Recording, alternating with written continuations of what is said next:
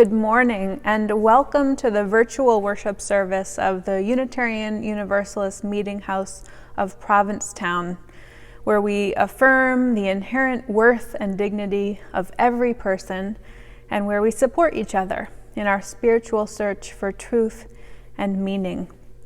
My name is Reverend Kate Wilkinson, and it's wonderful to be back with you after a week of vacation. I had a wonderful time, and I want to thank our guest ministers, worship committee, tech team, and staff for doing a wonderful job while I was away. Today is Valentine's Day, named after an early Christian martyr, Saint Valentine. So happy Valentine's Day to all of you. If we were in person, we would be handing out Valentines to each of you today, as has been our custom the last few years here at the Meeting House. But since we are gathered in our own separate spaces today, let me just take a moment to tell you all that I love you and that I am so grateful that each of you are tuning in today. Being able to connect virtually on Sundays has been a gift that has gotten us through almost a year of social distancing. And among many other lessons of this year has been the reminder of how blessed we are to have this community of love and care to tend to our hearts in good times and especially during hard times. This morning, we're going to talk about the heart, which is fitting for Valentine's Day. Specifically, we are going to be talking about broken hearts today, not the chocolate or doily kind. So be ready to reconnect with your own heart this morning. And I thank you for joining us for this service, Heart Wide Open. And now, as I light our chalice here in the sanctuary of the Meeting House, I invite you to light a candle wherever you are.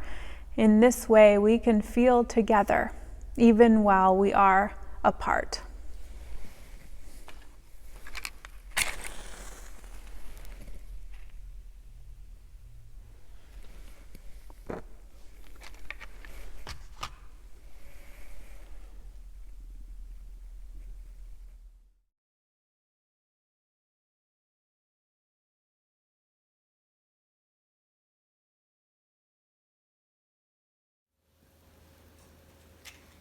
Good morning.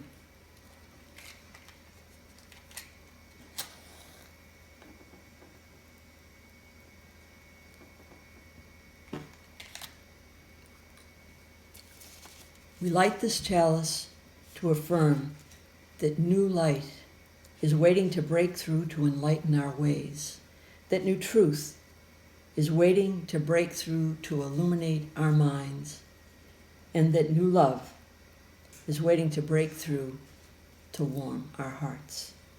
May we be open to this light and to the rich possibilities that it brings us.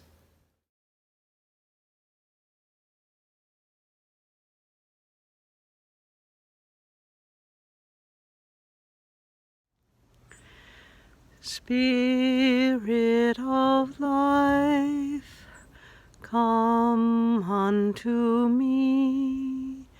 Sing in my heart all the stirrings of compassion. Blow in the wind, rise in the sea, move in the hand, giving life the shape of justice. Roots hold me close, wings set me free. Spirit of life, come to me, come to me.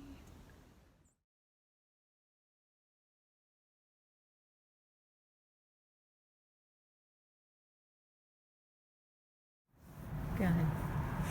Love is the spirit of this meeting house. This is our great covenant, to dwell together in peace, to seek the truth in love, and to help one another.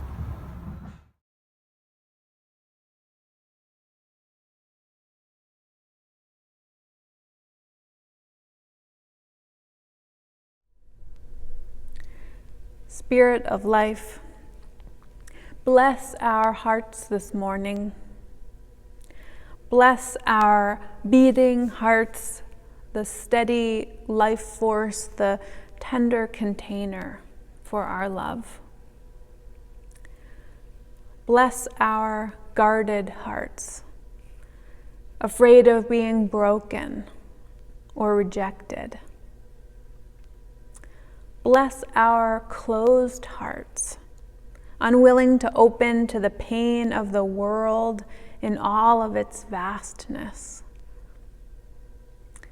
Bless our broken hearts, grieving all that is wrong, all that has been lost.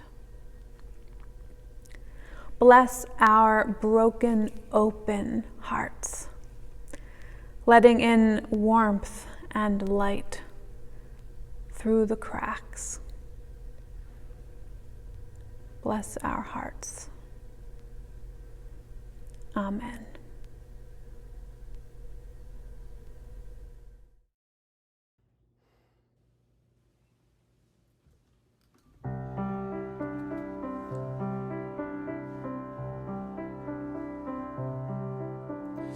There is a love holding me.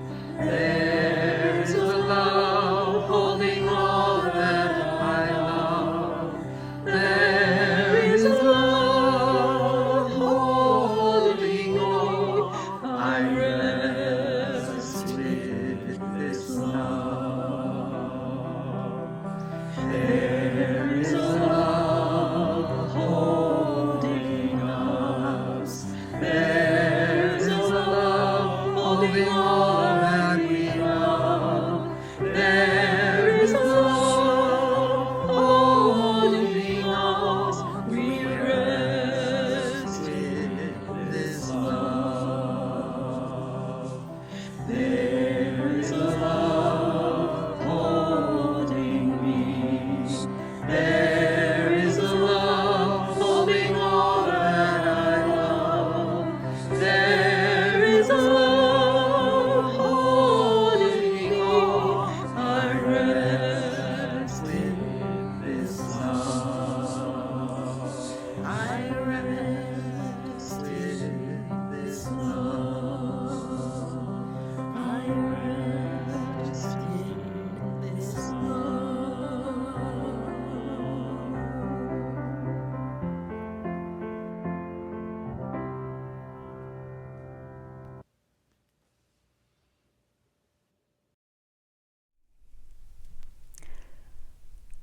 I love you, but I'm not in love with you, was the line that Jamie Greenwood's first boyfriend used when he broke up with her. We were only together 6 months, Jamie says, but I cried over him for a solid year, thinking a few parallel thoughts. If I were thinner and prettier, he would have been in love with me. How could he not be in love with me? I'm hilarious. And I'm never going to do this love thing again. It hurts way too much. Even letting myself fall in love was a big deal, Jamie explains. I'd always kept people at a distance, friends and family included, because I didn't want to be that vulnerable. And I didn't want to feel that much. Letting people in meant they might see things that they didn't like, or see the things about me that I didn't like. Being that open left way too much up to chance. I much preferred to feel in control of the situation. And so when I let myself fall in love for the first time, I did it with strong boundaries drawn, she says. I would let myself love him, just not too much. Looking back now, Jamie says, I was in full-blown defensive mode, driven by a deep need to protect my heart from any harm. I am a mighty deep feeler, she says, and like most humans, quite a sensitive soul. So loving someone just felt like way too much feeling for my delicate system to handle. When Jamie met her husband a few years later, she tried harder to let love in. But as she admits in hindsight, she didn't let it in. I chose him because he was safe to love, she says. I chose him because he would never ask for my whole heart, for my fullest capacity to love. He had no need to see the deeper, darker parts of me that were desperately seeking light, and I had zero interest in showing him. And then, one day, he left. And Jamie's heart, for the first time in her life, really broke open. And all she could do was feel. In the weeks and months following our separation, my heartbreak brought me face to face with more pain and more love than I had ever known, Jamie says. At times I thought I might break under the strain of their combined weight. While shedding horizontal tears that ricocheted off my glasses and ran down my face, I watched my marriage and home crumble before me. And I was able to muster more love for myself and for my pain than I ever could have for either of us during our marriage. When he left, the wall around my heart came tumbling down, she says. The ice melted off the inner chambers of my soul. The doors to my ability to love swung open, inviting me to feel into those tender places so long ignored. Who among us has not suffered the loss of someone precious to our hearts? Parker Palmer asks. A loss so heartbreaking that we wondered how we could go on living. Who among us has not been tempted to shut down in the wake of such a loss, to turn toward bitterness, cynicism, and anger, perhaps even going there for a while?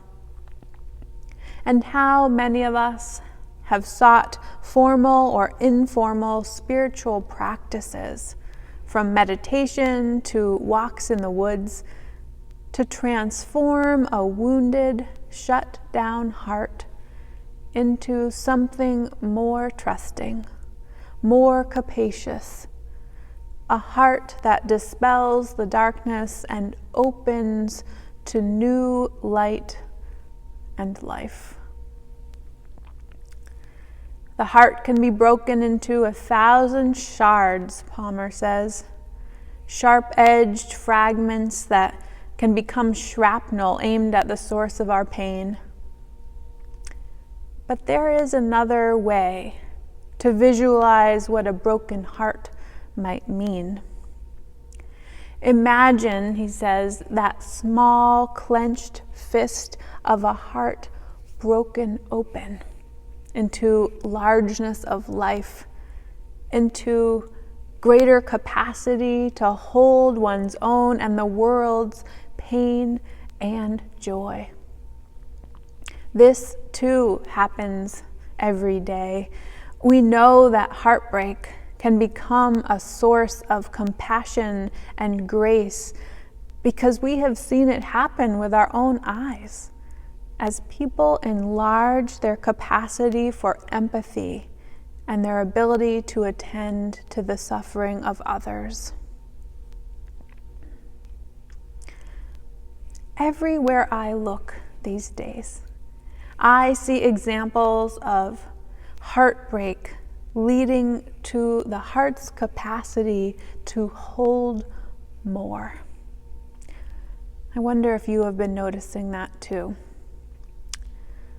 The boy who stuttered as a child and who was bullied for it grows up to become President of the United States.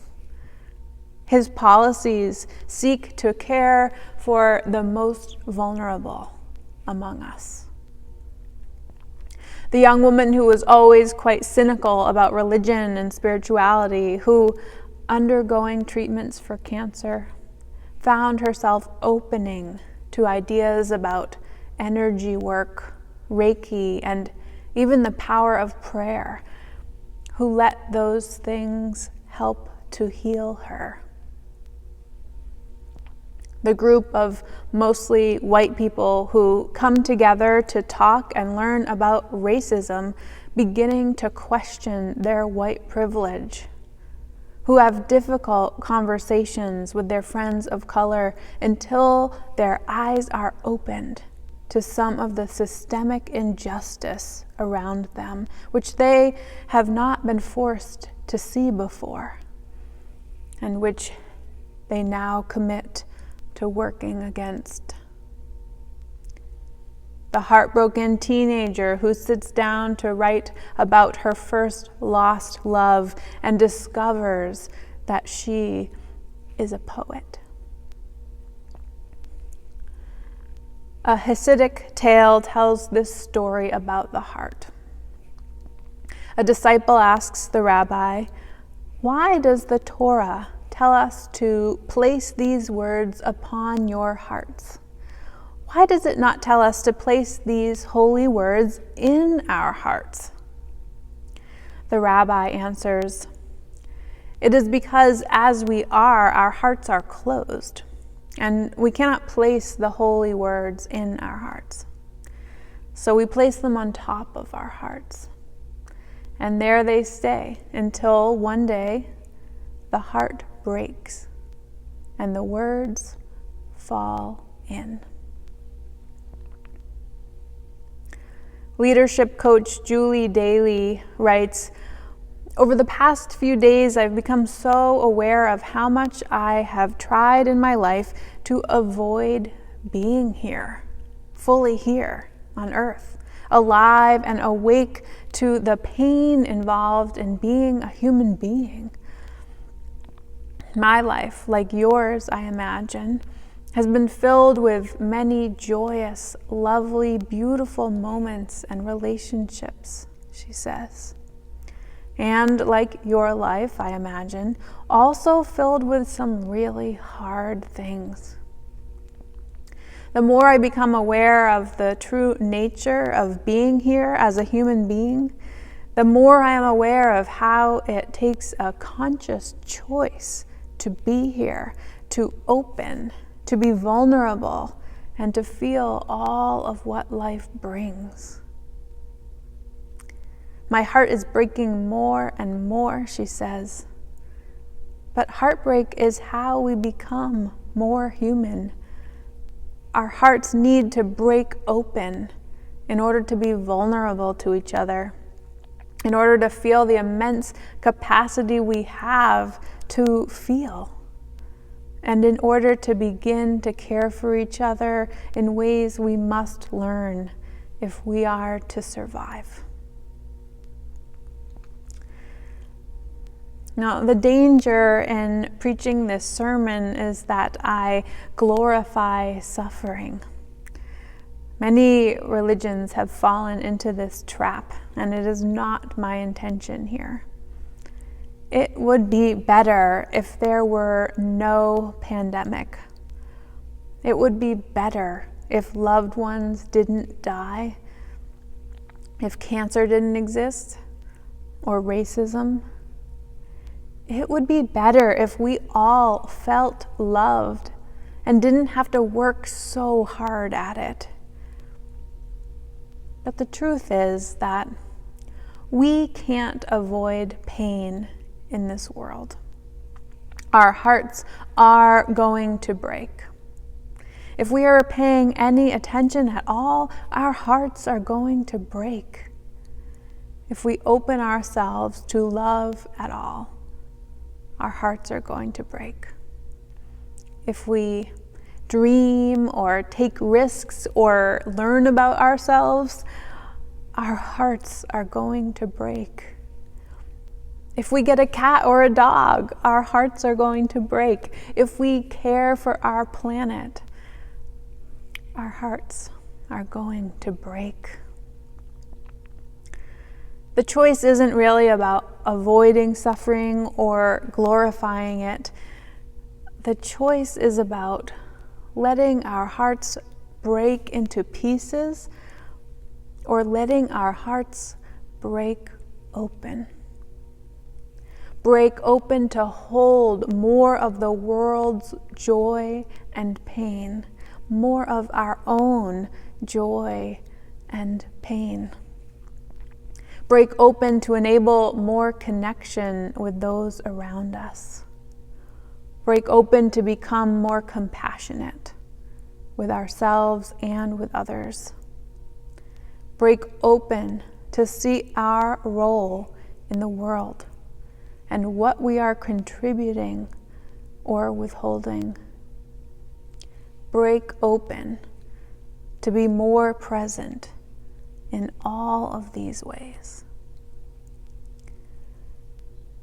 I think of the mother who at coffee hour the other day told us about growing an amaryllis so that her young child could have a piece of nature indoors, some growing thing around them. They watched it as it grew each day and marked its progress.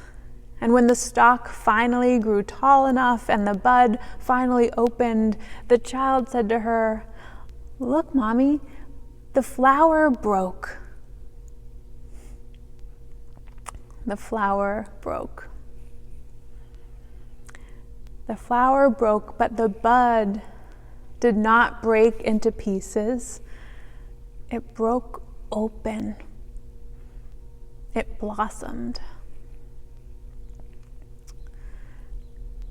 After her husband's death, Jan Richardson was going through his things and found a stack of Valentine's Day cards and birthday cards and anniversary cards. Every card that she had ever given him, he had saved, every one. A few days later, she sat down to write this: blessing for the broken-hearted. Let us agree for now that we will not say that breaking makes us stronger or that it is better to have this pain than to have done without this love. Let us promise we will not tell ourselves time will heal the wound when every day our waking opens it anew. Perhaps for now it can be enough to simply marvel at the mystery of how a heart so broken can go on beating, as if it were made for precisely this, as if it knows the only cure for love is more of it, as if it sees the heart's sole remedy for breaking is to love still, as if it trusts that its own persistent pulse is the rhythm of a blessing we cannot begin to fathom, but will save us nonetheless.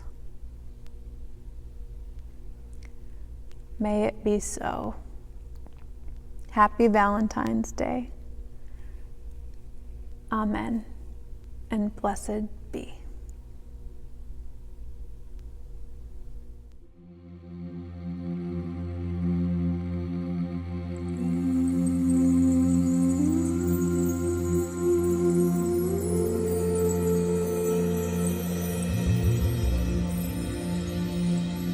love, I pray that you break my heart so wide open that the whole world falls in.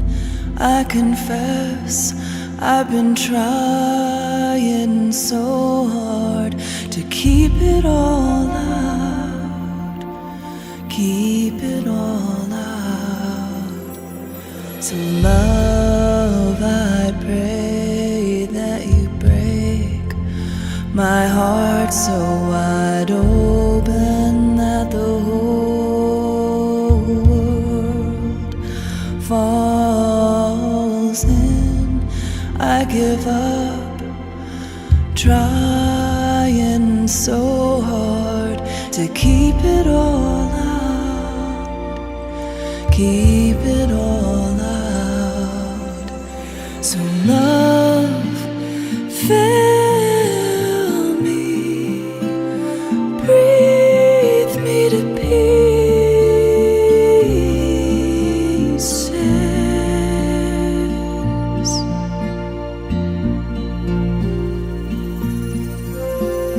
Love, I pray that you break my heart so wide open that the whole world falls in. If I'm made for love, make me strong enough.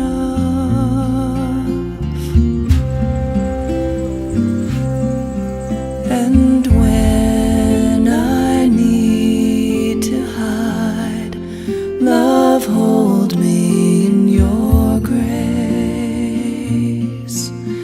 until I feel safe.